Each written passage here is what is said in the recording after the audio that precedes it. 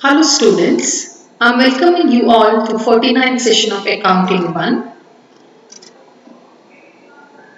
In this session onwards, we are concentrating on Module 5 of Accounting 1, which talks about accounting for special transaction, where we are studying in detail a new aspect that is nothing but bills of exchange. In last session, particularly in last lesson, we concentrated on two important aspects. One is depreciation accounting, the other one is bank reconciliation statement.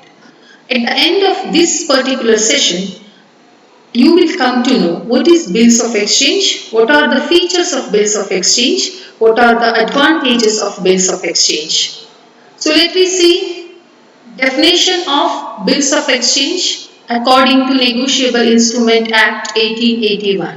It says that a bill of exchange is an instrument in writing containing an unconditional order signed by the maker directing a certain person to pay a certain sum of money only to or to the order of a certain person or to the bearer of an instrument.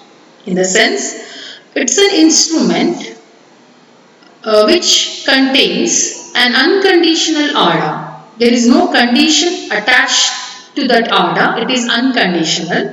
And this instrument is signed by the maker, one who prepares it, maker here means, and one who prepares it will direct a particular person in that instrument to pay certain sum of money either to him or to his order or to any person who holds this instrument or to the bearer of this instrument.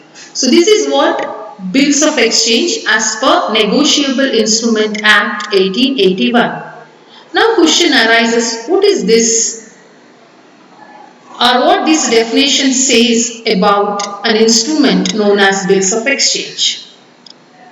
You heard of credit sale, particularly in first module.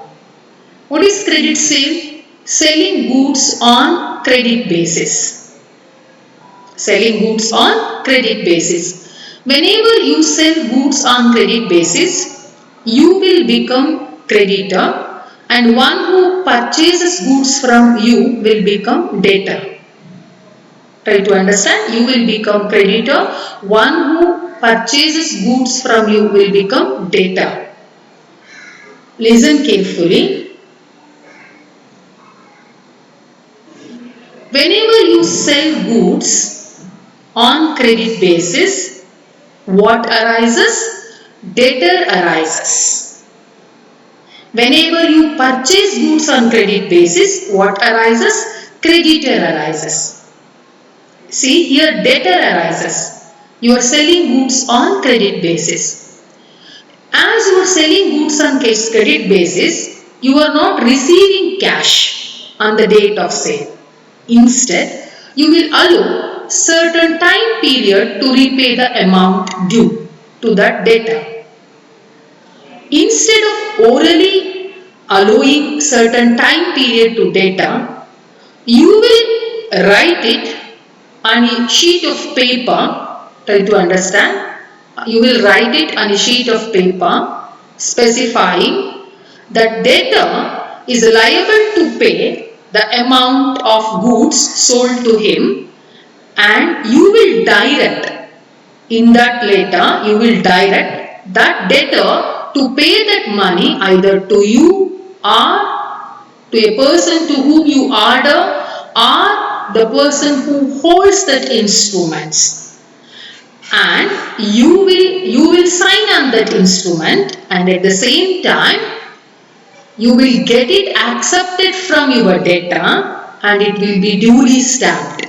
Such instrument in writing containing your unconditional order to your debtor and directing him to pay the money due to you, either to you directly or to a person to whom you order or to the person who holds that instrument, is called as bills of exchange. So it's a written proof for the credit sales, duly accepted, signed by you, accepted by your debtor and duly stamped. This is nothing but a bill of exchange. Did you get my point? Bills of exchange is nothing but a written proof for what sold, goods sold on what basis? Credit basis. What are the features of bills of exchange? Bills of exchange must be in writing. It should contain an order to make the payment. It is not a request to make the payment. So being a creditor, you are not requesting your debtor to make the payment, you will order it. And that order must be unconditional. In the sense, you should not attach any condition to that order. Then what amount to be payable by your debtor must be definite.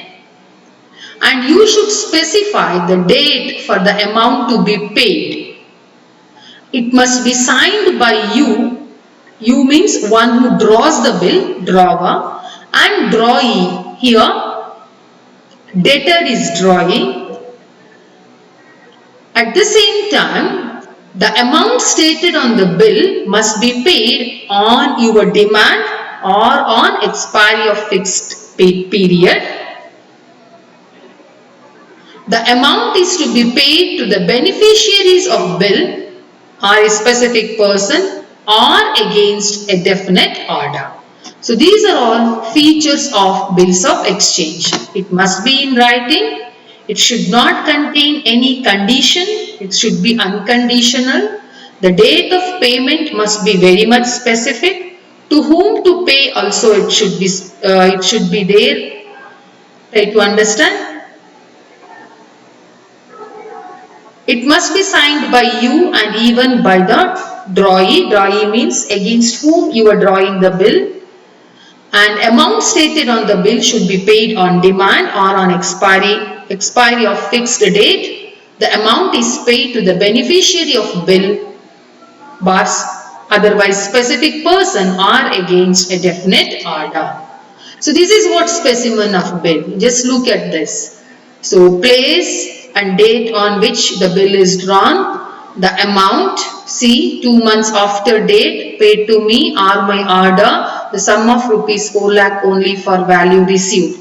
Means you sold goods, for that as he received the goods worth rupees 4 lakh from you, so you are ordering him to pay after 2 months either to you or to a person to whom you order. See here, you signed the bill and you stamped it duly and it was accepted, means signed even by one who is liable to pay to you, means debtor. So this is what the specimen of bill. Let me concentrate on advantages of bills of exchange.